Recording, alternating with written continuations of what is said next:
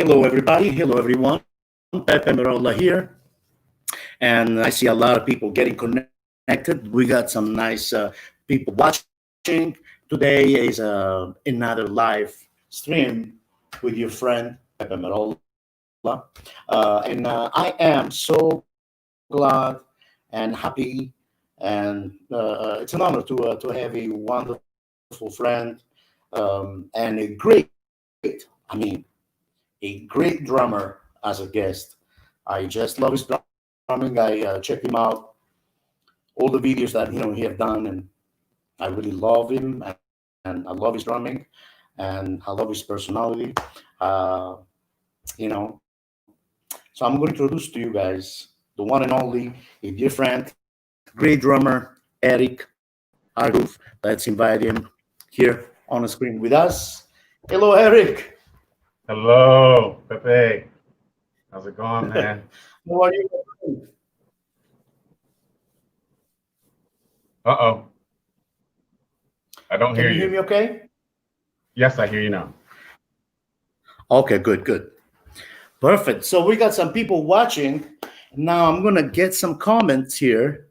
And ladies and gentlemen, the great Erik Hargrove, a great friend. And again, he's a wonderful drummer, guys. I mean, not only, we're going to talk about some of the experience that, when he started, how he started it, but also the fact that he played with the great James Brown, guys. James Brown. So here it is. Erik Hargrove, and thank you so much, Erik, for doing this because I know you live in Singapore. And what time is it right now out there? It's 1:50 in the morning. You know, I love you. Thanks for staying up for me. It's okay, Well, man. anyway. Yeah, I'm looking forward to it.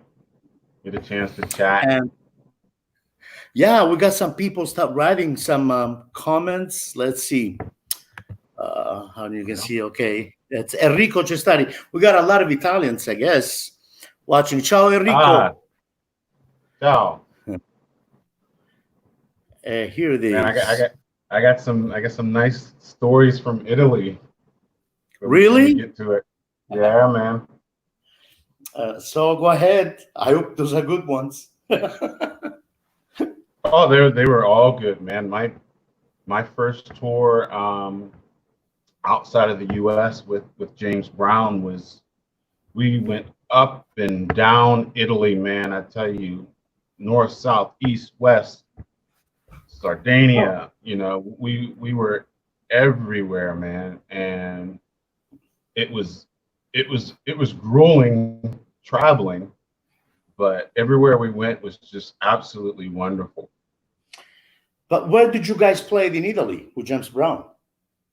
Oh man, again, I remember Rimini. Is that how you pronounce it? Rimini is nice by the beach.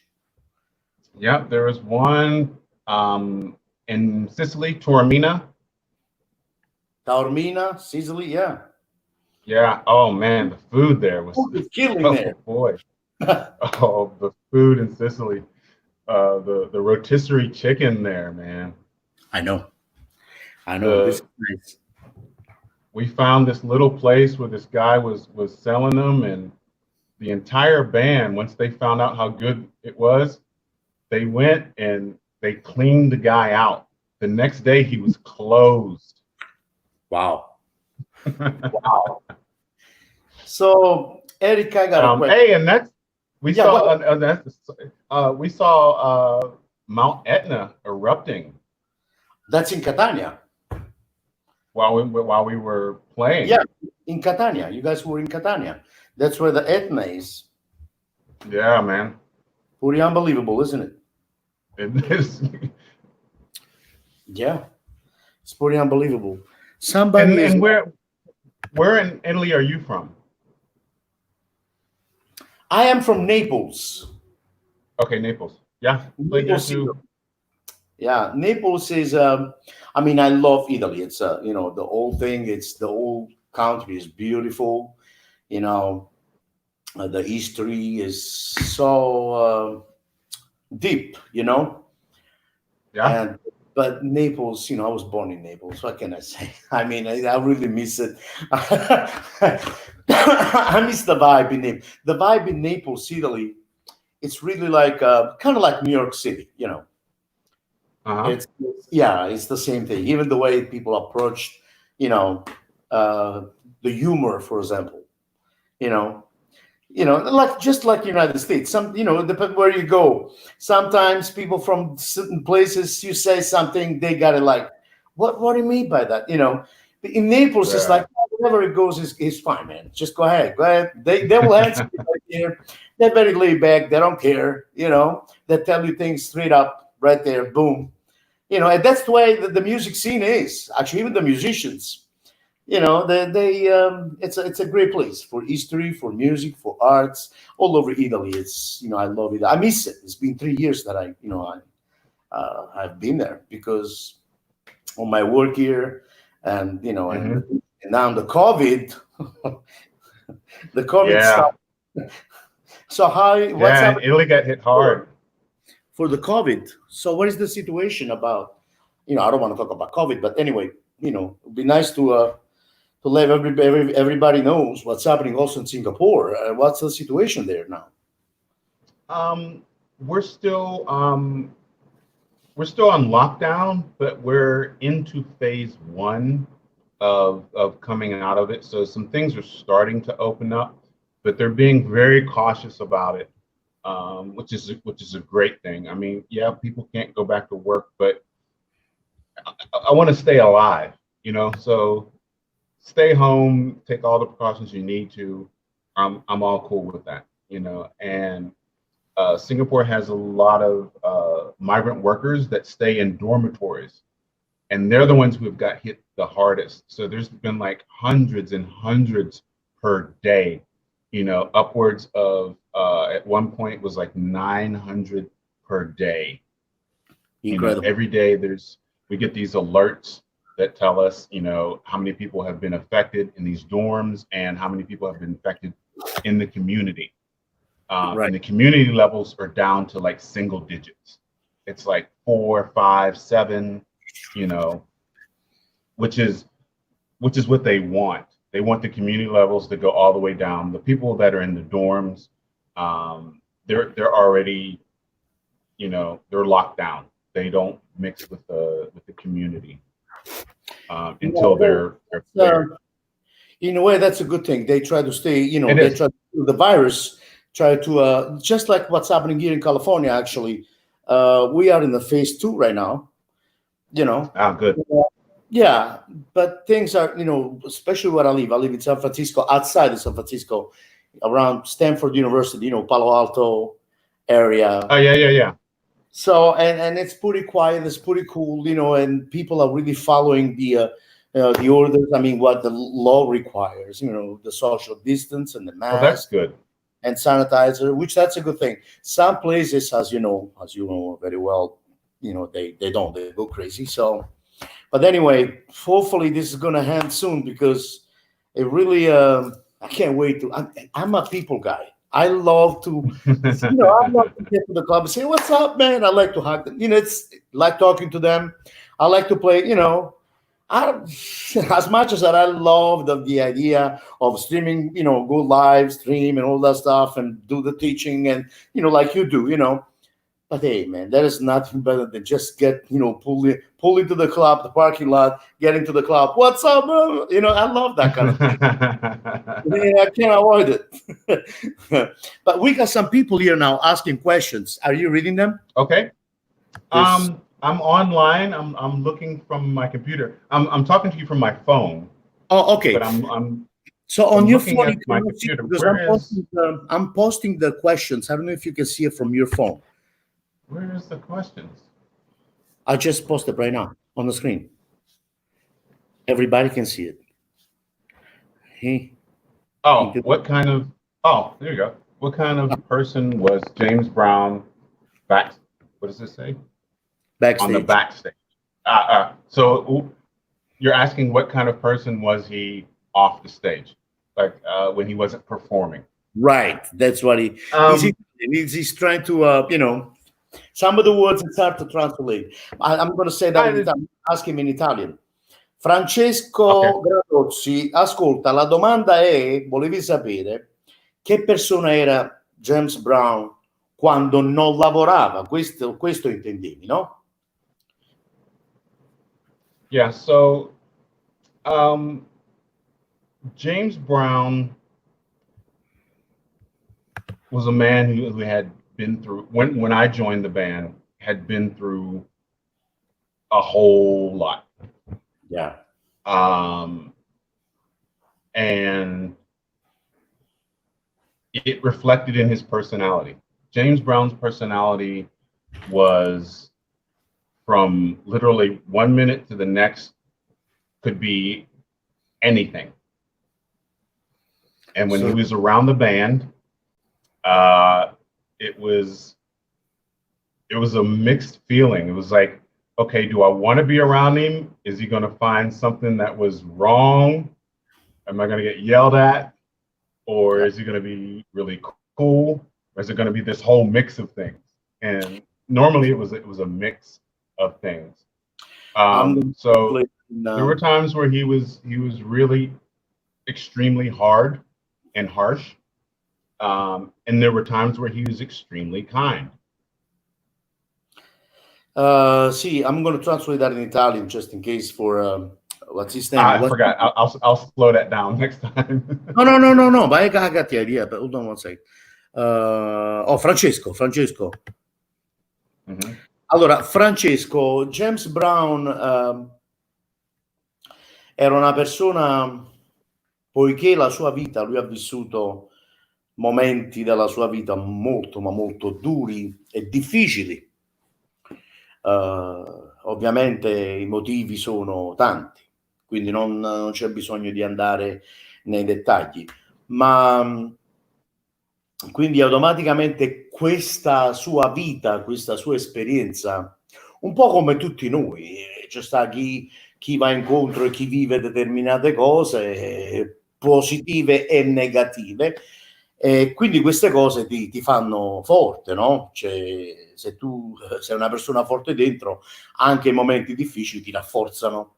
Sì, soffri, stai male, ma ti rafforzano. Quindi lui era una persona che poteva cambiare umorismo e carattere da un momento all'altro. Cioè, mentre stava così normale con te, magari si impressionava, iniziava a non stare bene, oppure però ovviamente ci sono stati anche momenti, ci sono ovviamente, che molte volte, questo diceva Erik, che lui era una persona che a volte dolcissima, una persona che era molto profonda e amichevole soprattutto. Se aveva questi problemi era proprio perché aveva avuto una vita abbastanza dura, lui ha affrontato tante situazioni negative nella sua vita. Ovviamente ricordatevi che per fare determinati fatti, per arrivare a fare certe cose nella vita, ovviamente dobbiamo fare sacrifici, tenerci tanti, come si dice in Italia, tanti calci in culo, però alla fine bisogna essere forti e andare avanti e vivere determinate cose, sia positive che negative. Ok, here I am, I'm done. And then, no, and poi c'è il nostro amico, there is also a dear friend of mine, great bass player, Angelo Farias from Naples. Okay.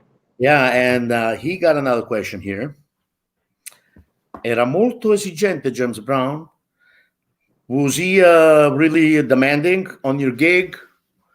Like, Yes. And again, to varying degrees.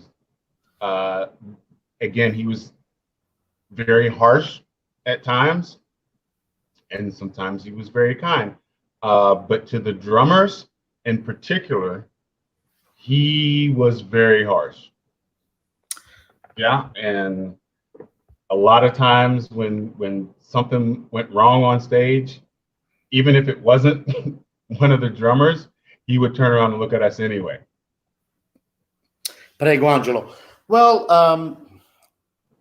now about Erik. When did you start, and how did you, Did you fall in love with those skins?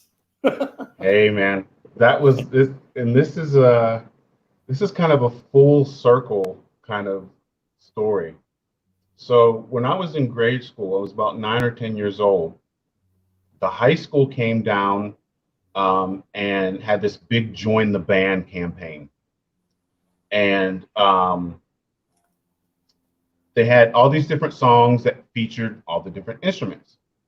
And when they got to the drums, they did a theme song to one of the TV shows that was out at the time called Hill Street Blues.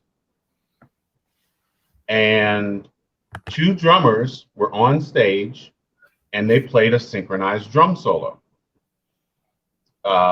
And every kid in the audience just went crazy, you know? And so it came time to meet the band director, and they were like asking all these kids what instrument you want to play. And like every kid was saying, oh, I want to play the drums. I want to play the drums.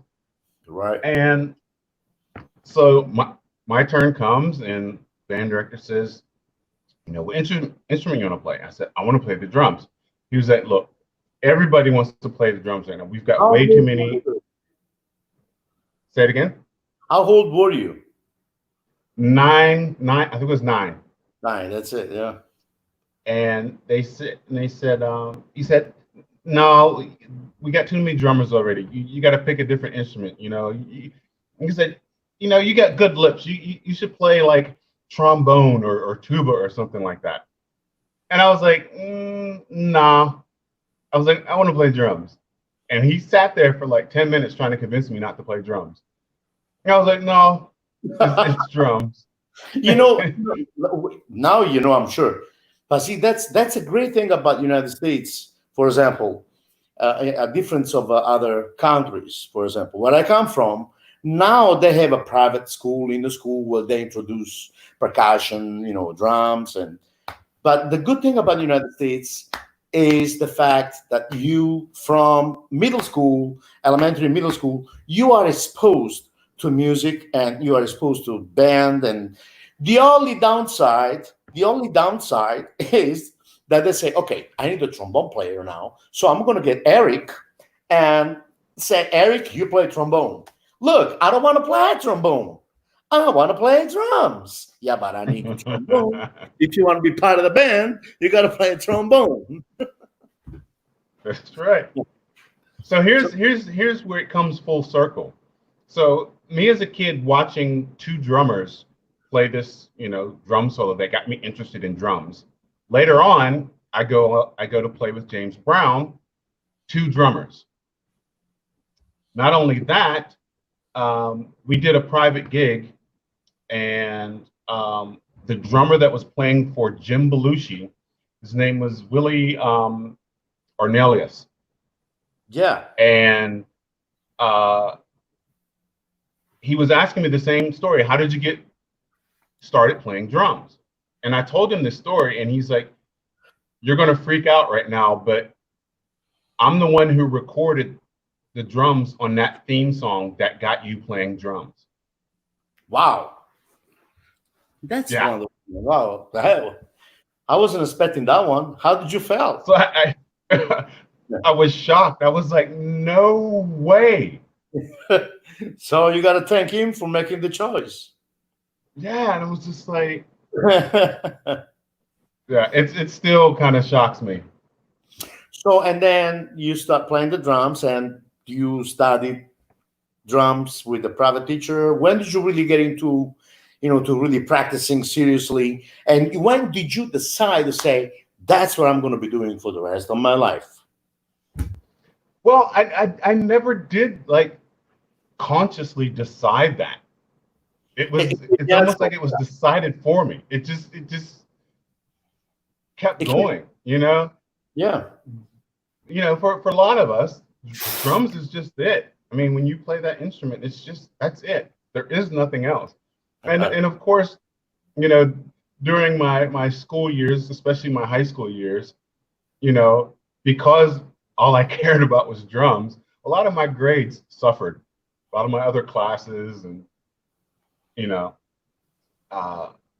But then after high school, I followed in the footsteps of actually the drummer who was playing that synchronized solo. He was 4 years ahead of me, and he went into the U.S. Army and was playing in the Army band. And I did the same thing. When I graduated high school, I joined the Army. I stayed in the Army for 9 years.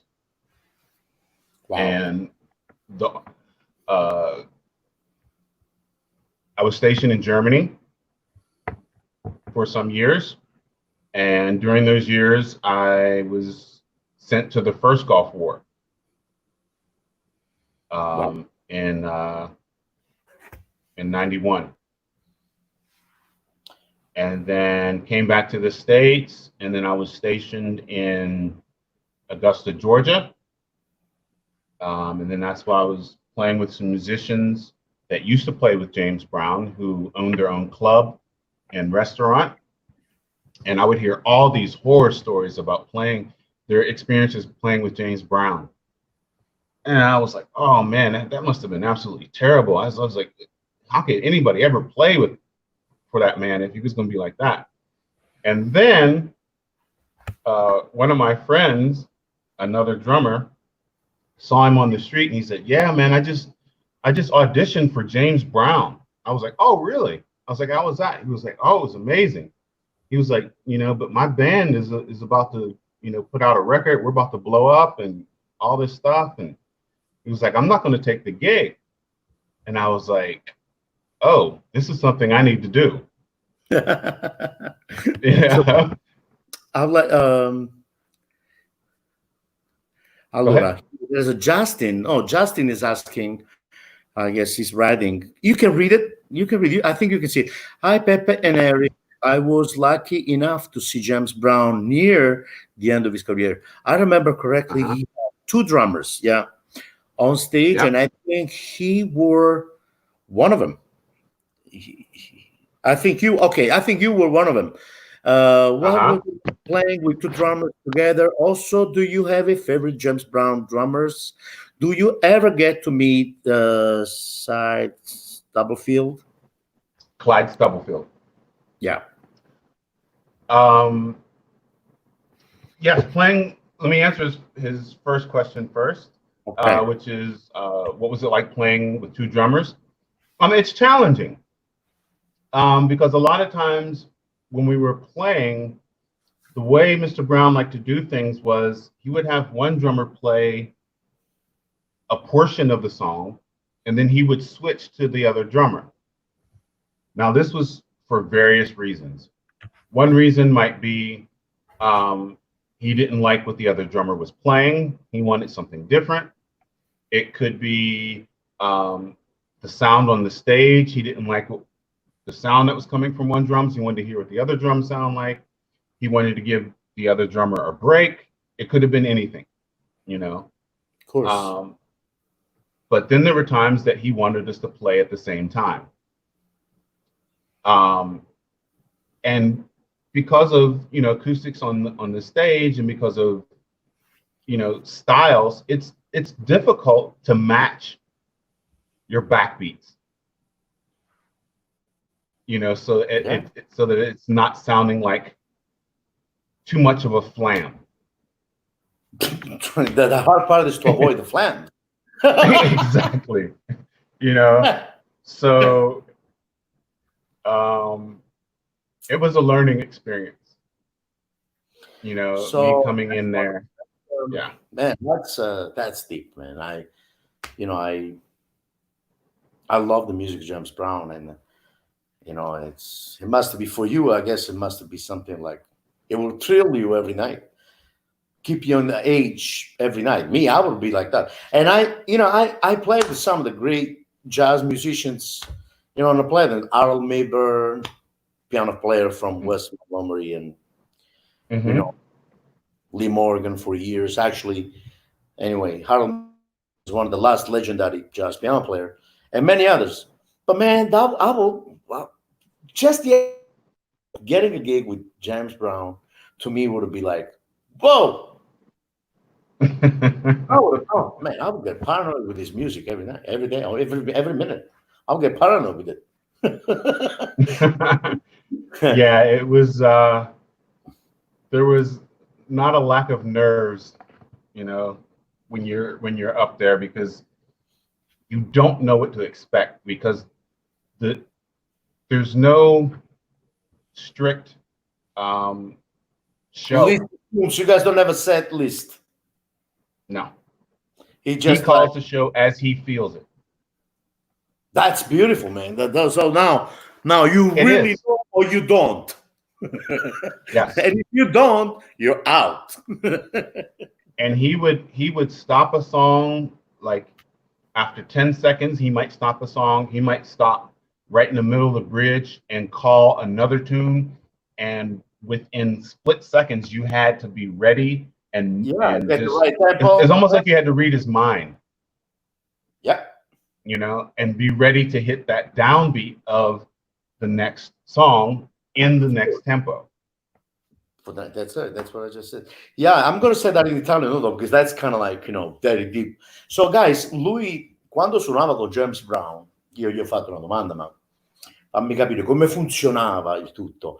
E lui diceva che automaticamente non c'era una scaletta, cioè che tutte le sere c'era la scaletta dello show e quella era quella. Cioè, in effetti lui ha dovuto veramente memorizzare ed ascoltare tutto il repertorio di James Brown, che James Brown mentre stava cantando un pezzo qualsiasi, per esempio, si fermava nel mezzo della canzone, della forma, nel bridge, si fermava e chiamava un altro pezzo. Quindi tu come batterista, da batterista, che poi preliminare in quella situazione, secondo me in tutte le situazioni preliminare la batteria, ma quando si parla di James Brown automaticamente cioè la ritmica deve essere proprio ferrata, cioè lui si fermava mentre cantava un pezzo e chiamava un altro pezzo. Io questo gli ho detto, allora o eri pronto o te ne iva a casa. So I said no, or you were ready for that or otherwise you would go home, say goodbye. They give you your plane ticket and send you home. Gabriele, ciao Gabriele Pascale. Gabriele Pascale, he's a jazz drummer from Milan. He lives in Milan. Oh, okay. And he says in hi, ciao Peppe, hi Eric. You misspell his name. No. Gabriele si dice Eric con la K.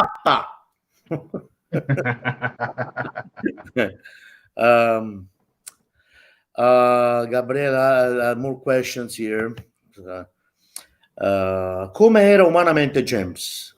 Se segui la diretta, già ne abbiamo parlato prima, era una persona dolcissima, però cambiava carattere spesso per la sua vita che ha vissuto, ovviamente, una persona che ha vissuto un po' di tutto, ne ha viste di cotte e di crude, e per arrivare a fare quello che ha fatto comunque ha avuto tante sofferenze, ha dovuto soffrire tantissimo, ha avuto tante sofferenze nella sua vita, con la moglie, con la vita, con tante di quelle cose che non vorrei andare in dettaglio per rispetto privato proprio come persona, della sua privacy non ne voglio parlare. Quindi è una persona che per la vita che ha vissuto, mentre stava bene, tranquillo con te, poi cambiava, ma fondamentalmente era una persona molto, ma molto dolce, però poteva essere anche tanto amara. Altre domande? Adesso con chi suona? So now adesso con chi suona? So now Dagada Domenico is you can speak English now. Dagada is from Florida, and now he's asking who you playing with right now. What is your collaboration? What are you doing? What are you up to? That kind of thing. Currently, I'm just doing my own thing. I'm doing some local stuff here in Singapore. Did a festival in Perth, Australia recently, back in February, before the lockdown. And I plan on doing some stuff with my own band, which isn't actually formed. My own band will just be whatever musicians I put together to play. Uh, You know, I made some research, and I was watching some of your videos, and I saw that I uh-huh. don't know. Yeah, I saw you playing with some of the band from Singapore. Singapore, but they are great musicians. There's some great, musicians in Singapore, and I saw Yes, some. sir. Well, you guys were playing don don don don don don don don don. What was that one? That's a groove tonight. uh, yeah, Let's Groove, Earth, Wind and Yeah, Fire. Yeah. Heart, Wind and Fire. And the sound killing. I said, "Wow, the band is good. Good band, good brass session." Yeah, there are Glad, some great musicians here. glad to hear that. That's great. That's wonderful. And they love American music. They rehearse, they write charts, and they dedicate it. Sometimes we get lazy here, but when you go when you go outside, it's a different thing. Because they love what the American music, and so it's a different mentality. I think that's why some of the musicians, who leaves that we don't know, like unknown musicians, for example, you know, Uh-huh. yeah, you don't even know who the guy is, but then he's going to show up and he knows all the repertoire and he got a great technique because he's motivated by watching, the fact that he does not live in the United States. They practice even more because, man, I want to see that That is video. true.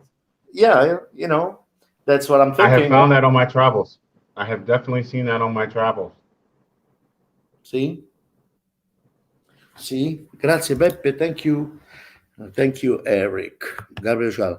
Eric, Ah, che you're very rapporto, welcome. Eric, che rapporto ha con il jazz? What kind of relationship you have with jazz music? I have a small background, in jazz playing. Of course, through high school, and then I was in the Army band. And being in the Army band, you have to play many styles. You know, it, Yeah, and I played in jazz combos. I played in fusion bands. I played in big bands, stage bands. So I've got a little bit of that under my belt. I'm nowhere close to what you do. hello, What Eric. you do is amazing. Hello, Eric, from your friend from in Augusta, Stuart Ray. Hey, Stuart, how are you, man? Yeah, uh, he owns. I think he still owns a music store. That's Yeah, wonderful. I used to give a couple clinics at his store. That's Great great. guy. And Augusta, Georgia, right? Augusta, Georgia. Yes, Augusta, home of Georgia. James Brown. What happened? I said the home of James Brown. Yes, yes. So James Brown was born in Augusta, Georgia. He wasn't born there. He was born in South Carolina, but he grew up in Augusta. Huh. Yeah. And what about you? You were born in Augusta, or where were No, you I born? was born in Pennsylvania, Oh, Pennsylvania. Where in Pennsylvania? a little town called Washington. It's about an hour south of Pittsburgh. Oh, that's wonderful. Our south of Yeah. Pittsburgh. A Pittsburgh is lot of developing a lot. I don't know if you know about that, but Pittsburgh is developing a lot. I don't know.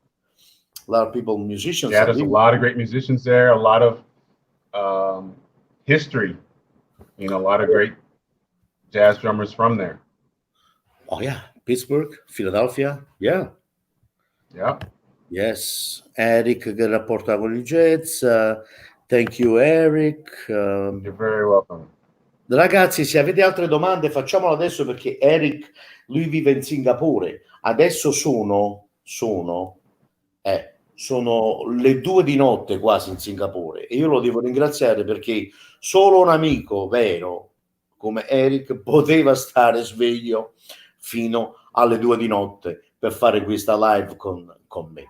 Quindi. So I said, guys, if you guys have a question, go ahead and ask now because Eric needs to go to bed. And I told them that that only a great friend and someone who really a giving person who stay up and go live at this time of the night, just to share, and his passion, his love, his music, eh, to help the others. Because, see, I got a question for you. What do you think? Okay. What do you think an upcoming drummer Hmm. uh, really needs in order what it takes in order to be in the music business, to be a professional? So you said two words there that says it all. You said music and you said business. That's it. You have to get into both and as many aspects of both as you can. So on the music side, um, don't stick to one style of music. Don't just commit yourself to just one thing, because you're really limiting yourself and you're missing out on wonderful experiences just listening. So and you're missing out on the experience of actually of trying to play some of the more difficult stuff, which will No, I bring agree out, with you 100%. yeah, it'll bring out all the stuff that you want to do in the main style that you want to focus on. So, and of course, in today's music, if you end up getting on some sort of, um, let's say, an R&B or a pop gig, you're going to have to get into electronics. You got Yes. to learn how to use some electronics, get yourself a good set of in-ear monitors, protect your ears at all times. Yeah. There's so many aspects of the music side, but one of the most important things that I want to say about the music side is, um, sorry, is emotional content. When you play, you have to bring out your life experience into your playing. It's not just sitting down and playing patterns. Yeah. Yeah, it's not just sitting down. Now, there's a flip side to that emotional content. Bringing your emotion into it doesn't mean that you just play all over the place, and play completely free, without regard for the music that you're playing. No, it just means that you put your heart into what you're doing. Yeah. So the emotional content aspect, um, is something that just doesn't come naturally to some people. It's something that they have to let happen. Business side, okay? Contracts, contracts, contracts. Get into learning what a contract looks like. More importantly, have your own contract. Mhm. Do not rely on Other the person on the other side giving you their contract for you to sign. No, they sign your contract. Yeah, Yes. that's mutually agreed upon. Because a lot of times when you sign somebody else's contract, it's like, what is that? No, no, you can't have access to that. That's You it. know, so contract law, read up on that. Royalties, I always say the same all thing. that stuff. Yeah, 100%, man. I agree 100%. I always say, well, contacts first, to be able to meet people, the right people. So being around, Sure. investment on your career. I believe any young drummers or upcoming that they practice their instrument, they do their homework, they know the repertoire, they know the technique, they're really good. Now, what you have to do is forget about whatever you did. Just go around, go to the clubs, you know, and start meeting people. So that go to jam session, and if you don't know the repertoire, don't ever sit down. Don't you sit down. Don't just sit in and play if you don't know what's happening, because you only got one chance in life. If you burn, you're done. No, no, that's the truth. Don't you It think? can happen. It You know, can happen. Yes. where they're gonna be, there's a bunch of sharks around you. As soon as you sit down, if you don't know what you're doing, and you don't know the repertoire, if you're not familiar with the tunes, you sit down, you're done. It's like you cutting your. So get prepared, whatever styles you want to play, and just go around and sit in and play and meet people, and like Eric said, which you can't go wrong with that. Sign your own, have your own contract, your own Even I got my own record label.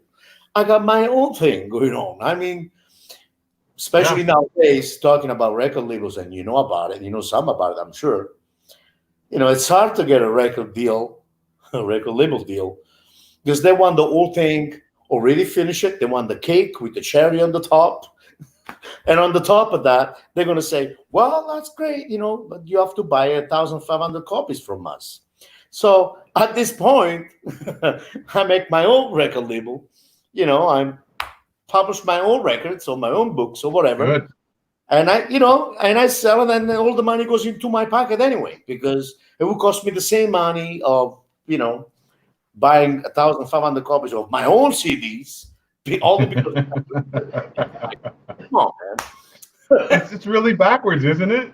It's weird. Yeah, I mean, and I would say to musicians, getting exposure is one thing, but letting people, what's the word I want to say? Letting people exploit you, your image, and videos of you, you got to cut that. Yeah, there's a limit to that. I agree. There's so many people that want to go and they want to take your picture and they want to have videos of you and they want to say, oh, well, I hired this person, uh, this is someone who plays for me regularly. That's fine, but you need my permission to do that, Of course. to advertise me. You need my permission for you to advertise me, to use my likeness, to promote your business. Right. That should not always be this free gift that we give. There's a limit to that. I know. So, any other advice for drummers out there that they have no clue about how to expect? Guys, on my side, Eric is going to say his advice. He's going to give you his advice, but I'm going to say it first. Okay, can I? May I? Go ahead. Go ahead. Don't expect nothing. Just love the music. Play for, you got to please your heart first. Do not expect to play music because you want to be a guy, a successful guy. Just please your heart. And if you're happy with what you do, then you will pursue and you will be playing music and eventually make a living. Maybe you never make a living, but as long as you're happy, at least you're doing it and you're happy. Don't expect nothing, because there's, in this world of the music business, I also believe, and I have to say this, but it hurts, but at the same time, it's also mostly business more than music. And Yes, it sometimes can be. business chops, the art, your talent, it will never be recognized. But not because you're not that good. It's because how the world of this business works. I also believe that sooner or later people will talk about you, that you will do things, that you will move on, and you will have your own little circle of happiness in music. So sitting that way, don't it, to me, what I can suggest, just keep on doing this for the love to please your soul with pure heart and just like believing what you do. That's it. Yep. There's no be anyway. That's what I think. Yes, definitely.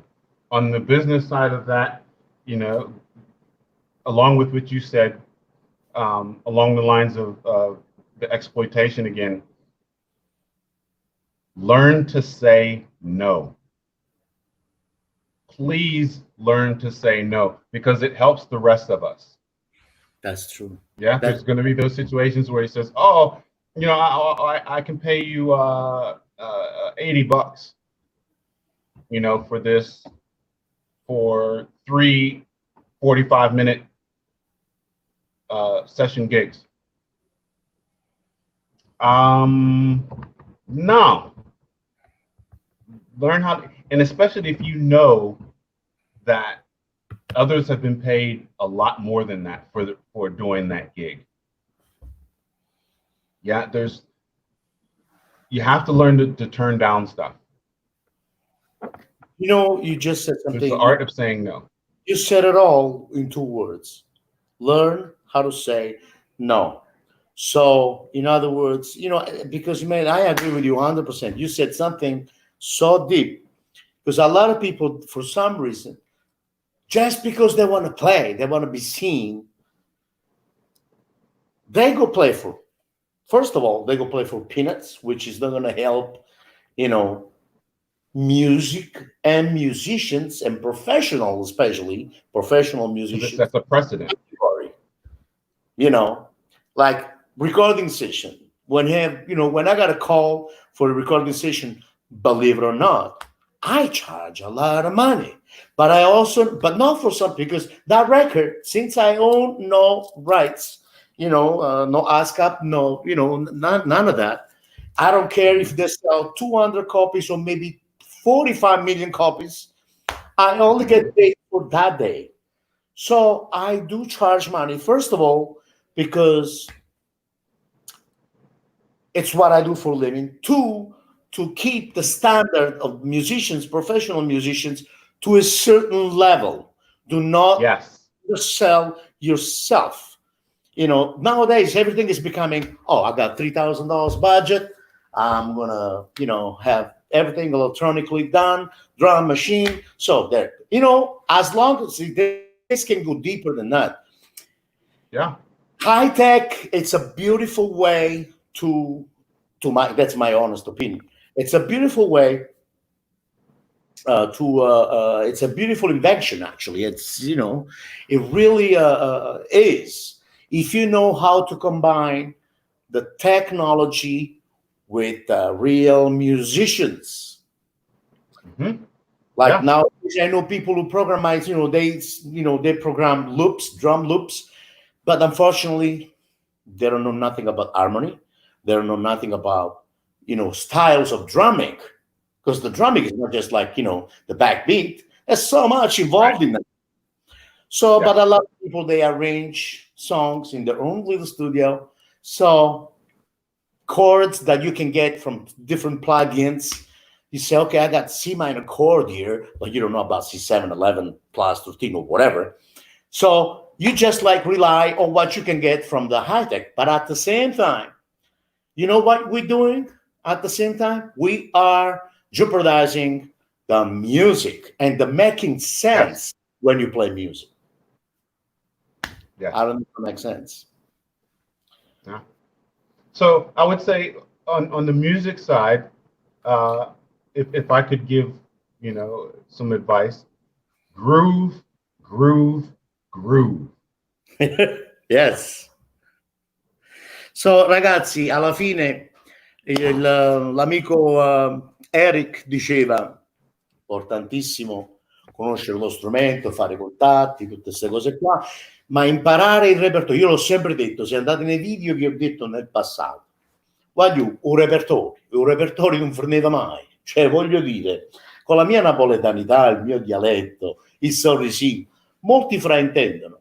Il repertorio significa, se sei un musicista, devi conoscere i vari pezzi, il repertorio, quello è lo studio. Una volta che avete imparato la tecnica, poi dopo quello che è importante è imparare il repertorio, il groove di un pezzo, memorizzarlo, studiare l'arrangiamento, everything. Però alla fine quella la cosa più importante, come diceva proprio Eric diceva, the groove, è memorizzare i pezzi, conoscere il repertorio. Solo così vi chiameranno. Punto e basta. I know you like, what the hell is he saying there?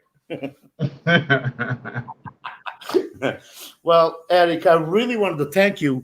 Actually, there's a dear friend of mine from Florida, Pasquale Valerio. He's a great conductor. Oh, Orchestra. okay. Yes, Pasquale is right there. Ciao Pasquale, un abbraccio forte. Bruce Burgery just joined the, yeah, I know. Let's see. James Brown, drummer. I saw pics of him playing a while back. Yes. Um, Guys, it's really late in Singapore, and Eric needs to go and get some rest. It's cool. I can stay another few minutes if there's some more questions. But where's I don't know what James Brown, a drummer. I saw pics of him playing a while back. Here. That question about James Brown playing drums. If you ask him, he plays every instrument. So I will leave it at that. Yeah, James Brown. Yeah. But he did like to get on the drums. Yes, he did. Well, and I'm sure he was, he was great because I believe in the rhythm. I can tell the way he was singing. If you analyze me personally, I analyze his singing. And when I hear James Brown singing, I hear rhythm. Yeah, it was built off. The music was built off of it. You know. Who also likes to play drums is Bootsy Collins. Bootsy loves to play drums and plays them very well. So you got cut off. I didn't hear you. What'd you say? Bootsy Collins also can play the drums very well. Wow. That's wonderful. So now let's see here. What says Bruce was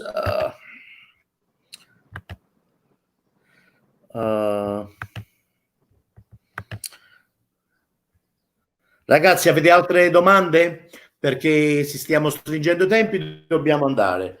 Quindi se volete potete sempre contattare in privato, mandare un messaggio. Io volevo ringraziare, I'm going to say goodbye to all my friends, and first of all, I wanted to thank James Brown. Okay. I see some comments coming in also from YouTube because we are live on Facebook and YouTube at the same time. Okay. Excellent. Yeah, that's great. But anyway, I wanted to thank you, Eric, really from the bottom of my heart, and for doing this. Thank you very much. You have You're very welcome. Appreciate your friendship, your drumming, your music, and thank you so much for doing this. No problem. I see that a long time friend of mine has joined the stream, and this person is the guy who was playing. He was one of the drummers that was playing the synchronized drum solo to the Hill Street Blues theme. His name is Rob Throckmorton. Yeah, he was the guy who I saw. He was one of the guys who I saw that got me into playing drums. And he is also the one that when he went into the Army band, which got me into the Army band. So Rob, thank you for all that you have done to help me be who I am as a musician. Is your line? Yeah, he's on. All right. So hello there. Nice to meeting you. And thanks for inspiring the great Eric. Justin Davis. Well, Eric, thank you so much again. Yes, sir. You're Best of the very family welcome. touch. And I'm going to say goodbye to all the people who are following this video. Please, if you don't, if you have a fan page, Eric, please feel free to join his fan page or Facebook profile. Follow Eric on Instagram or YouTube, or follow his music, his website. Do you have a website? Sure, you do. Yes. Yep. It's So please, all it all connects to each other. so thank you very much for following. Thank you, Eric. Much love. And again, I will see you guys soon. And Eric, we're Take, going to talk. take care, Pepe. Thank you I love for you. this opportunity to speak, man. And please be safe out there, okay? The same to you and your wonderful family. I love you. Love you too, man. Take care. Ciao. Ciao. Ciao.